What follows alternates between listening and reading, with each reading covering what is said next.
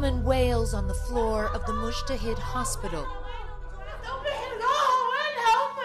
My mother, she's been missing for 14 years, she says. Where is she? Where's my brother? Where's my husband? Where are they? Dr. Ahmed Abdullah shows us into the morgue, where about 35 bodies have been brought in. Discovered in a military hospital days after the regime fell, they are believed to be some of the last victims of Bashar al-Assad. Take a look. This is the crime of the regime, he says. Even in the Middle Ages, they didn't torture people like this.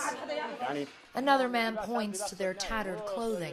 Evidence, he says, that most were detainees at the much-feared Sednaya prison.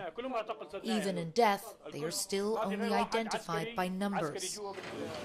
Everyone here heard about the horrors that took place in Assad's notorious prisons, but to see it up close is something entirely different. A lot of them have bruises, have horrible wounds that seem to be consistent with torture. I just saw one woman retching as she came out of the other room. Families are now going through trying to see if their loved ones are here.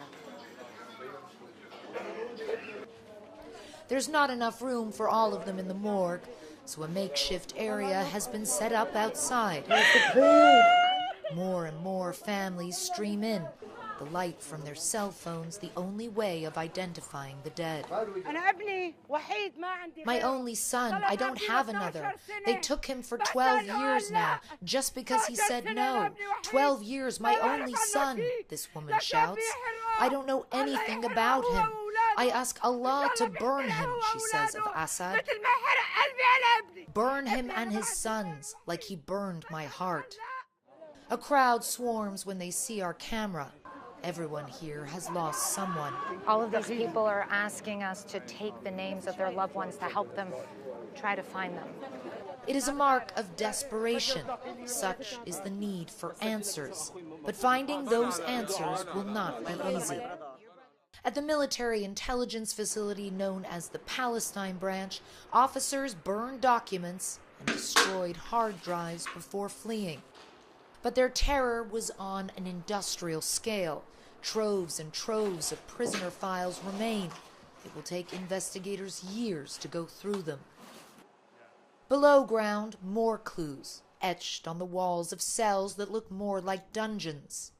So you can see this list of names of, it looks like 93 prisoners here. There's also a schedule for keeping the cell tidy and just graffiti everywhere, people trying to leave marks for someone to find.